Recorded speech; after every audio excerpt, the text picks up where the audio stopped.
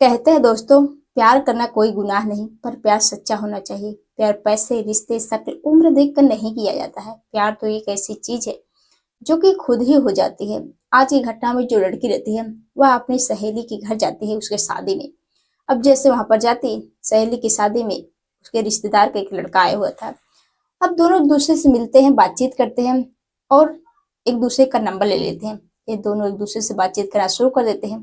धीरे धीरे दोनों एक दूसरे को चाहने लगते हैं, प्यार करने लगते हैं। एक दिन जो लड़का रहता है, वह अपने प्यार का इजहार करता है कि मैं तुमको चाहता हूँ, बहुत पसंद करता हूँ, तुमसे शादी करना चाहता हूँ। अब जैसे बात लड़की सुनती, वह भी काफी खुश हो जाती है और दोनों को यही सिलसिला चलते रहता है। अब जब कुछ दिन बीतते हैं तो जो लड़की रहती है, वह सोचती है कि ना हम दोनों शादी कर लें और इसके बारे में अपने घर वालों से बातचीत करते हैं शादी को लेकर। अब जैसे लड़की अपने माँ बाप से पूछती है कि माँ, मैं एक लड़के से प्यार करती हूँ, मैं उसी के साथ शादी करना चाहती हूँ, अपनी जिंदगी बिताना चाहती हूँ। अब जैसे घर परिवार के लोग इस बात सुनते हैं, वह बेहद परेशान हो जाते हैं और साफ इनकार कर देते हैं कि नहीं, तू अपने मनपसंद की शादी नहीं कर सकती। लड़का पता नहीं किस कास्ट का है, कमाता धमाता है या नहीं, तुम्हें खुश रखेगा या नहीं, वह साफ इनकार कर देते हैं। और इधर जो लड़का रहता है, अभी अपने घर वालों से बातचीत करता है कि मैं किसी लड़की से प्यार करता हूँ, उसे शादी करना चाहता हूँ। लेकिन उसके घर वाले भी साफ इनकार कर देते हैं कि नहीं, मुझे रिश्ता मंजूर नहीं। अब दोनों बेहद परेशान हो जाते हैं कि आखिर हम अपने दिल की बात किससे कहें, अब करे तो करे क्या। एक दिन दोनों जो है घर से भागकर मंदिर में शादी कर लेते हैं। और जो लड़का रहता है, वह अपनी होने वाली पत्नी को सिंदूर पहनाता है, मंगलसूत्र पहनाता है और पत्नी के रूप में स्वीकार कर लेता है कि आज से तुम हमारी सब कुछ हो, तुम्हारी धर्मपत्नी हो, हम तुम्हें हमेशा खुश रखेंगे। अब शादी करके ये दोनों जो है एक रूम लेकर वहीं पर रहने लगते हैं। धीरे धीरे जैसे ही शादी के 1 साल बीतते हैं दोस्तों, जो लड़का रहता है, जिस लड़की के मंगलसूत्र पहनाया, उसके मांग में सिंदूर पहनाया, सब कुछ माना, और उससे वह धोखा दे रहा था। ये सब चीजें देखकर जो लड़की रहती है, उसको जो है बड़ा बुरा लगता है कि जो हमारा पति है, जो हमारा प्रेमी है, पहले तो वह मुझसे कितना जो है बातें करता था, वह मुझे कितना खुश रखने की बात कहता था। अब शादी के बाद उन्हें क्या हो गया कि वह मुझे धोखा दे रहे हैं। इसलिए जो लड़की रहती है, एक ऐसा कदम उठाती है दोस्तों। जब आप लोग पूरी कहानी, पूरी वीडियो देखेंगे तो एक बार सोच में पड़ जाएंगे। आप लोग यही कहेंगे कि आज के समाज में हम विश्वास करें तो किस पर करें। तो दोस्तों आइए जानते हैं पूरी कहानी कहाँ की है, घटना में क्या हुआ था। हेलो दोस्तों, हर कदम क्राइम में आपका स्वागत करती हूँ। उम्मीद करते हूँ आप सब अच्छे होंगे। मैं आप सबकी सुमन। दोस्तों आज की जो घटना है, यह मध्य प्रदेश के भिंड जिले की है। यहीं पर एक थाना लगता है, मालपुर थाना। मालपुर थाना क्षेत्र के अंतर्गत एक परिवार है, सुरेंद्र गुज्जर का परिवार। दरअसल इस घटना की शुरुआत होती है शिवपुरी के खनिया थाने की।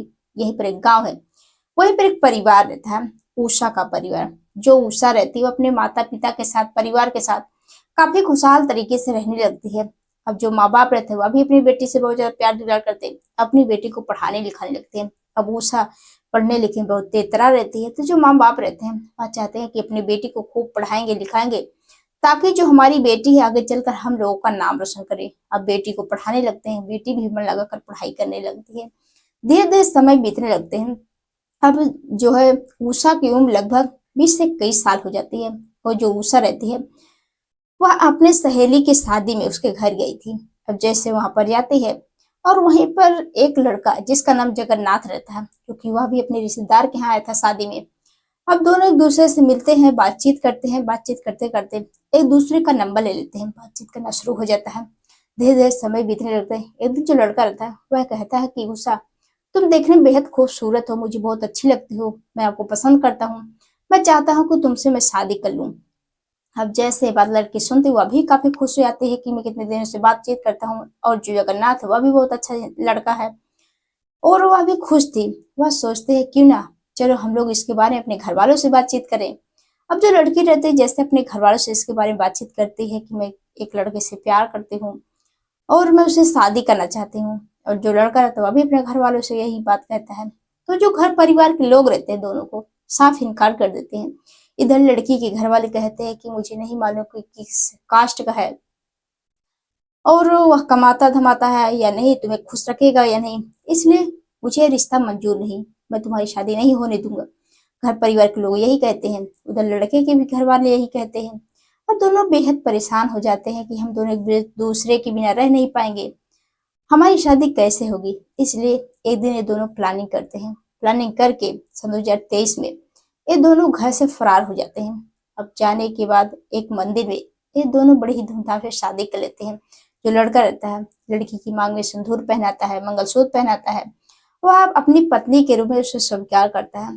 और ये दोनों जो मध्य प्रदेश के भिंड जिले के मालपुर थाना क्षेत्र के अंतर्गत जो सुरेंद्र गुज्जर रहते हैं, उनका बहुत बड़ा मकान था, उनके कई रूम खाली थे।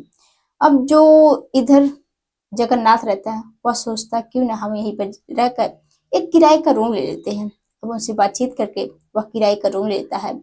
अब दोनों पति पत्नी के रूप में रहने लगते हैं। दोनों एक दूसरे से खुश भी रहते हैं। कुछ दिन बीतते हैं, जैसे 2-3 महीने बीतते हैं और इधर जो उषा रहती है वह प्रेग्नेंट हो जाती है। जब इसके बारे में जगन्नाथ को पता चलता है तो वह बहुत खुश हो जाता है कि हमारी प्यार की निशानी बहुत जल्द आने वाला है और अपनी पत्नी की बहुत अच्छी तरीके से देखभाल करने लगता है। 9 महीने बाद वह एक बेटे को जन्म देती है। अब दोनों जो है बेटा पाकर बेहद खुश थे और धीरे धीरे ऐसे ही समय बीत रहे थे। धीरे धीरे इधर जो उषा रहती है उसको लगता है कि जो उसका पति है, जो उसका प्रेमी है जगन्नाथ, वह उसे धोखा दे रहा है, क्योंकि उसके मोबाइल पर अक्सर किसी का जो है फोन आता है। अब जब मैं फोन उठाती हूँ तो फोन कट जाता है, या वह जब उठाती हूँ तो वह बोलती ही नहीं। अब ये सब चीजें देखकर जो उषा बेहद परेशान हो जाती है और इसके बारे में अपने पति से बातचीत करती है कि आखिर तुम किससे बात करते हो, अक्सर तुम्हारे फोन पर एक नंबर आता है, अब जैसे मैं उठाती हूँ तो वह आवाज ही नहीं आती है। अब दोनों इसी बात को लेकर अक्सर लड़ाई झगड़े करने लगते हैं। अब इन दोनों के बीच में काफी बहस होते, लड़ाई झगड़े होते। और जो आस पड़ोस के जो वहां पर किराए के रूम पे रहते थे वो लोग भी काफी परेशान थे इन दोनों को कि आए दिन दोनों लड़ाई झगड़े होते हैं, हम लोग सुख से रह नहीं पाते हैं। अब धीरे धीरे ऐसे ही समय बीत रहा था। धीरे धीरे धीरे धीरे जो बेटा रहता है लगभग 1 महीने का हो जाता है।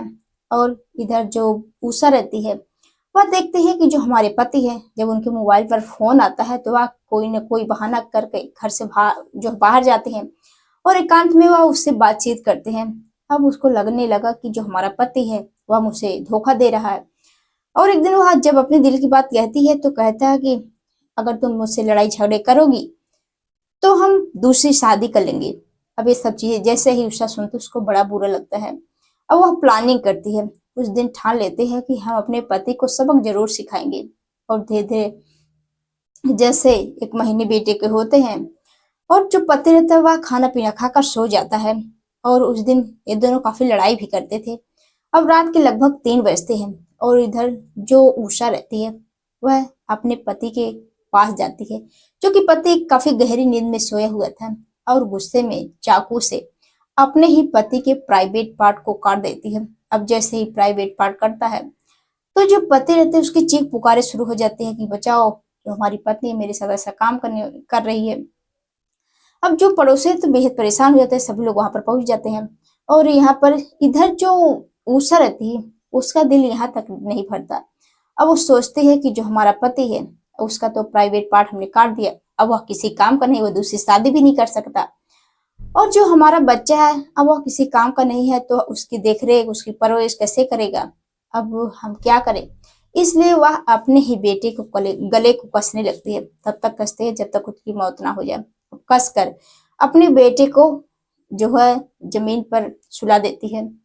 और जो इधर जो उषा रहती है वह एकांत में जाकर बैठ जाती है। अब इधर पड़ोसी सब लोग इकट्ठा हो जाते हैं, देखते हैं कि जो जगन्नाथ है उसके प्राइवेट पार्ट से काफी खून बह रहे हैं, उसकी हालत काफी गंभीर है। तुरंत नजदीकी पुलिस थाने फोन कर बता दें साहब यहाँ पर एक सी बात हो गई है। अब जो पुलिस वाले सबसे पहले जो जगन्नाथ रहता है उसको हॉस्पिटल लेकर जाते हैं और घर में देखते हैं कि जो बच्चा है वह भी बेसुध हालत में जमीन पर पड़ा है। अब उसको भी नजदीकी हॉस्पिटल ले जाते हैं, जहाँ पर जो डॉक्टर रहते हैं वह मृत घोषित कर देते हैं। अब जो पुलिस वाले रहते हैं वह बेहद परेशान हो जाते हैं कि जो पत्नी है आखिर अपने पति की प्राइवेट पार्ट को काट दी और अपने बेटे की हत्या क्यों की। अब उस जैसे पोस्टमार्टम रिपोर्ट आती है उसमें साफ क्लियर हो जाता है कि जो महिला है, जो उषा है, वह अपने बेटे को गले कस कर हत्या की है। और जो पुलिस वाले हैं अब उससे पूछताछ करते हैं तो जो उषा रहती है वह टूटती है, सारी सच्चाई बताने लगती है कि जो हमारा पति है, शादी के 1 ही साल हुए थे, हमारे बेटा भी हो गया, मैं बेहद खुश थी, लेकिन जो हमारा पति है मुझे धोखा दे रहा था। वह बार बार यही कहता है कि अगर तुम मुझे रोक टोक लगाओगी तो हम दूसरी शादी कर लेंगे, तुम्हें छोड़कर चले जाएंगे, तुम्हारा तुम्हारे बेटे को कौन देखेगा। इसलिए वह हमेशा यही धमकी देता था। हमें गुस्सा आया, इसलिए हमने अपने पति के प्राइवेट पार्ट को काट दिए और हमने यही सोचा कि पति की अगर मौत हो जाएगी तो हमारी देखरेख कौन करेगा, बच्चे की कौन परवरिश करेगा। इसलिए हमने बेटे की भी हत्या कर दी। अब पुलिस वाले जैसे बात सुनते हैं, उषा को पकड़कर गिरफ्तार करके जेल भेज देते हैं। और इधर जो जगन्नाथ है वह हॉस्पिटल में एडमिट है और उसकी जो है इलाज हो रहे हैं, और बेटा तो इस दुनिया को छोड़कर चला गया। तो दोस्तों, आप लोग इस घटना के बारे में क्या कहना चाहते हैं, कमेंट बॉक्स में जरूर बताइएगा। आप लोगों को यह कहानी पहुंचाने का मकसद किसी को परेशान करना नहीं है, बल्कि आप लोगों को जागरूक करना है, सचेत करना है कि आप लोग भी ऐसे ऐसे घटनाएं से बचे, अपने घर परिवार वालों को जाए। कल के दिन जो लोग कमेंट किए थे, अब होते हैं इन लोगों की बारी। सबसे पहले हैं मुकेश कुमार जी हैं दिल्ली से, प्रमोद सिंह जी हैं जो लोग बहुत अच्छे से कमेंट करते हैं, अच्छा सुझाव भी देते हैं, उन लोगों को तहे दिल से शुक्रिया। तो दोस्तों, मिलते हैं नेक्स्ट वीडियो में, तब तक के लिए जय हिंद, जय भारत।